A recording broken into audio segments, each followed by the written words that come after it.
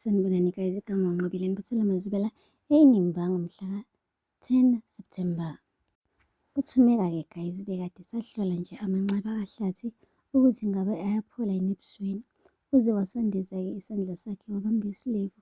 UHlathi-ke wakhumbula lezi zinsuku zakudala besathandana kusakuhle kusamnandi phakathi kwabo.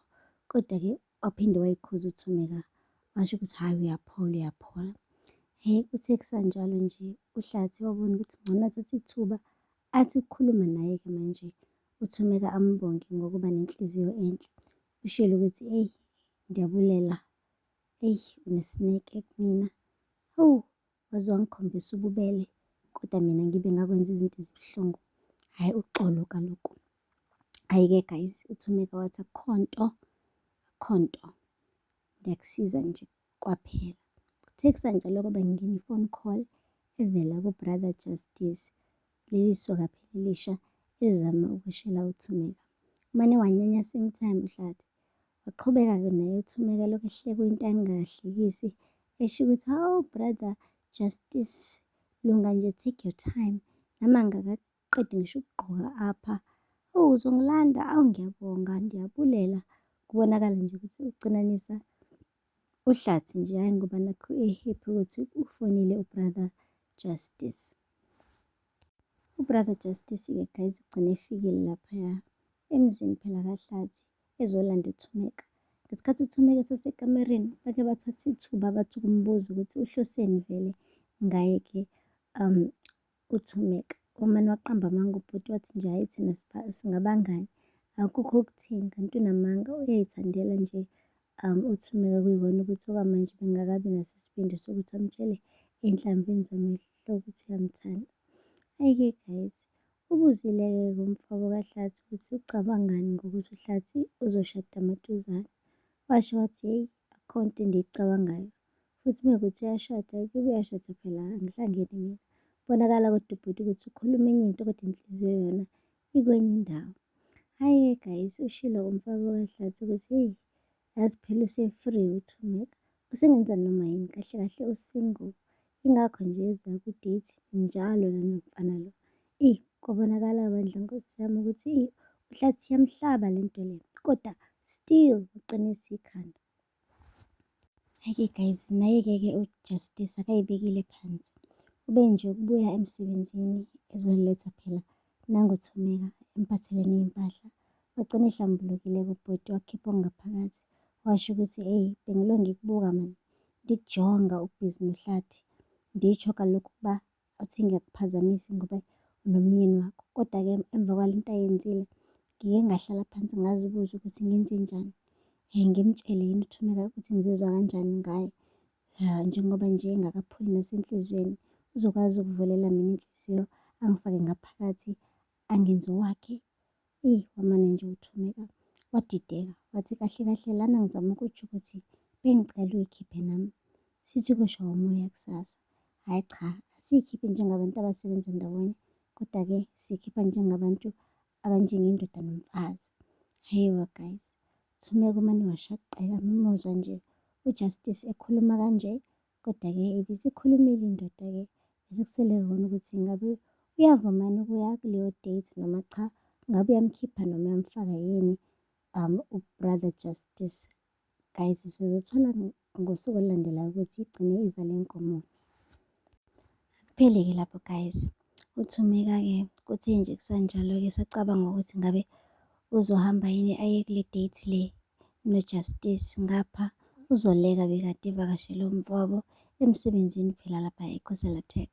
Ushilo wathi uyabona kodwa mntakama, kodwa hhayi cha, buka nje ibhizinisi lakho lingakanani. Wathi hhayi ukhona umphathi wala ekhaya, kodwa nje nami ngiyi-shareholder.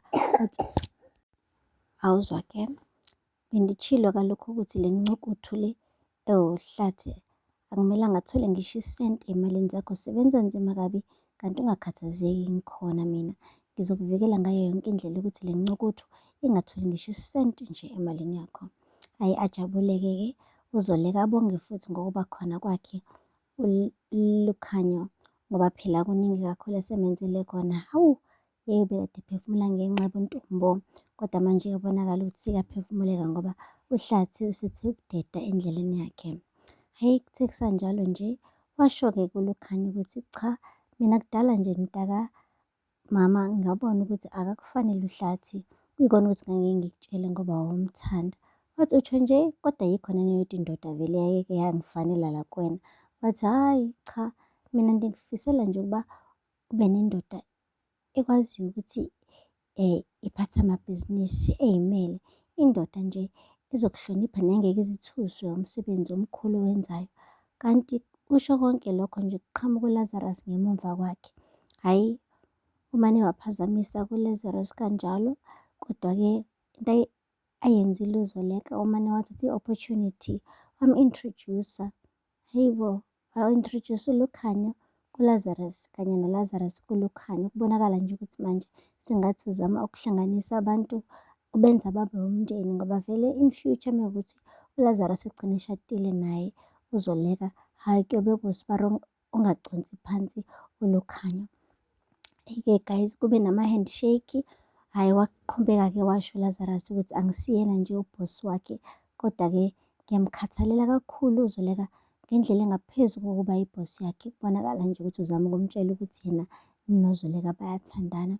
Akavaze anqabe lutho uLukhanya ngoba uyabona ukuthi le ndoda emi lapha phambi kwakhe impela ayizukhala ilokhu ithi ifuna 50% wayo yonke into kaZoleka ngoba iy'mele iney'mali zayo guys.